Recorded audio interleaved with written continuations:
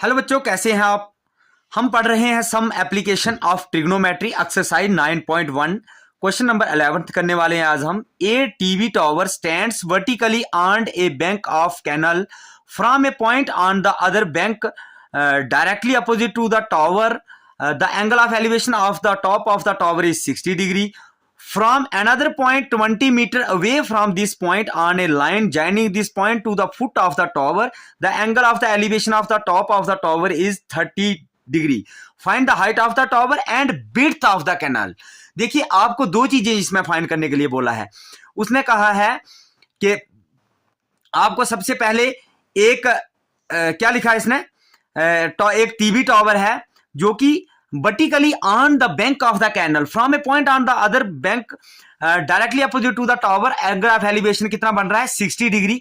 from another point, इससे हम यहां तक 20 मीटर अवे एक पॉइंट ले लेंगे. on the line joining this point to the foot of the tower, the angle of elevation of the top of the tower is 30 degree बन रहा है. find the height of the tower and the width of the canals. तो solution लिखेंगे इसका हम, बिल्कुल ही easy है. हम ट्राइंगल पहले ले लेंगे. इन ट्राइंगल, कौन सी ट्राइंगल लेंगे, ए बी और सी ट्राइंगल ले लेंगे हम. ए बी सी ट्राइंगल लेने से हमें क्या होगा, इसमें देखिए पंडित बोले प्रसाद, हर हर बोले, मैक्सिमम यही तो लग रहा है.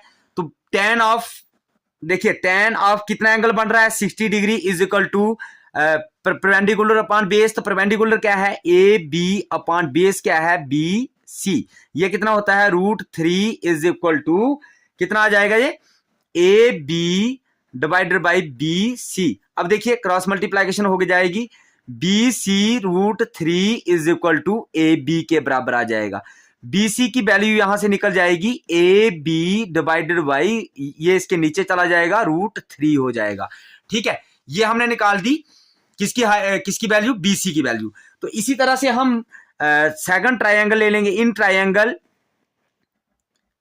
ए, अब देखिए ट्राइंगल ए बी डी ले लेंगे हम, ए बी डी. अब पूरी ट्राइंगल को ले लेंगे. इसमें क्या बन रहा है एंगल, tan ऑफ 30 डिग्री. देखिए यहां पर एंगल कितना बन रहा है, 30 डिग्री बन रहा है ना, बिल्कुल 30 डिग्री बन रहा है. तो परपेंडिकुलर क्या है इसका, ए बी, बेस क्या है इसका, बी डी.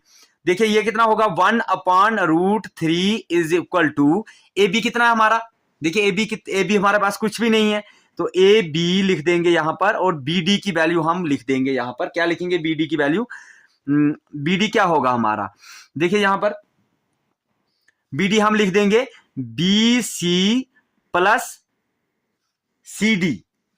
ठीक है, ये दोनों को मिलाकर बनता है ना, यहां से ये दोनों को मिलाकर बनता है हमारा बी डी. तो लिख दिया हमने 1/√3 is equal to A B. B C की वैल्यू तो हमने यहां से निकाली है, यही हम पुट कर देंगे इस यहां पर, A B upon √3 plus C D. C D की वैल्यू कितनी है, भर दीजिए ना, 20 आ जाएगी. सी डी की वैल्यू 20 हमने भर दी यहां पर. ठीक है, अब इसको क्रॉस मल्टीप्लाइकेशन होगा, 1/√3 is equal to A B divided by, इसको cross multiplication, A B plus 20√3 divided by √3. यहां पर चले जाएंगे, दिस सिंप्लाइज दैट. देखिए यहां पर चले जाएंगे, इसको हम यहां पर लिखेंगे आगे.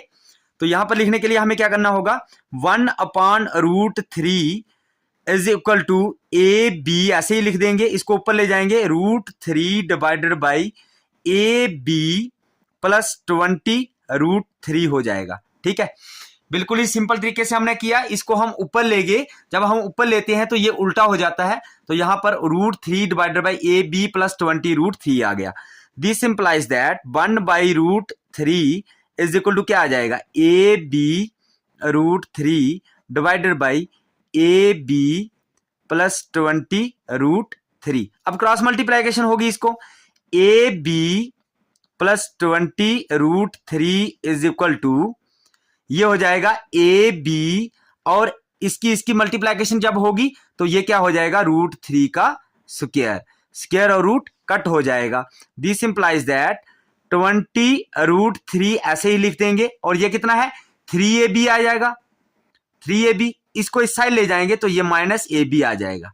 ठीक है, दिस इंप्लाइज दैट, जो और करके लिख दीजिए यहां से, इससे कितना बचा, यहां पर 2 बचा, 2ab इज इक्वल टू 20√3। तो ए बी की वैल्यू यहां से निकल जाएगी हमारी, A B is equal to 20√3, और ये 2 है, ये इसके नीचे चला जाएगा और कट हो जाएगा 10 से। तो ए बी की वैल्यू यहां पर निकल जाएगी हमारी 10√3 मीटर। ठीक है, ये ए बी की वैल्यू हमने निकाल दी, यहां से बिल्कुल निकल गई हमारी ए बी की वैल्यू। जब ए बी की वैल्यू हमारी निकल गई, तो अब हमें निकालना क्या है, बीसी की वैल्यू भी तो निकालनी है। तो बीसी अब हम यहां पे कर देंगे इसको थोड़ा सा इस साइड, तो बीसी की वैल्यू हम निकाल देंगे। बीसी की वैल्यू देख कैसे निकलेगी, बीसी की वैल्यू ए बी की वैल्यू हम भर देंगे यहां पर 10√3 डिवाइडेड बाई √3 है, √3 और √3 कैंसिल हो जाएगा, BC is equal to 10 meter आ जाएगा। अब देखिए यहां पर हमें लिखना है लास्ट में, therefore the height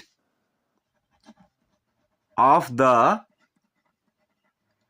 tower is कितनी आई हमारी, 10√3 मीटर हाइट निकली हमारी, ये देखिए हमने निकाली।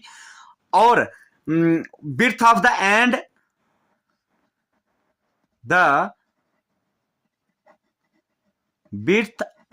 The canal is 10 metre. ठीक है, ये भी निकल गई हमारी 10 मीटर। तो ये बड़ा सिंपल सा एक क्वेश्चन था, हमने इसको कंप्लीट सॉल्व किया है आपके सामने। तो आई होप आपको ये क्वेश्चन समझ आया होगा। तो हमारी इस क्लास को लाइक कर लीजिएगा, और जिन बच्चों ने हमारे चैनल को सब्सक्राइब नहीं किया है वो हमारे चैनल को भी सब्सक्राइब कर लीजिएगा, क्योंकि हम मैथ को बिल्कुल ही इजी तरीके से पढ़ाने वाले हैं। तो हम आपको मिलते हैं अगले क्वेश्चन में। Bye bye, take care students.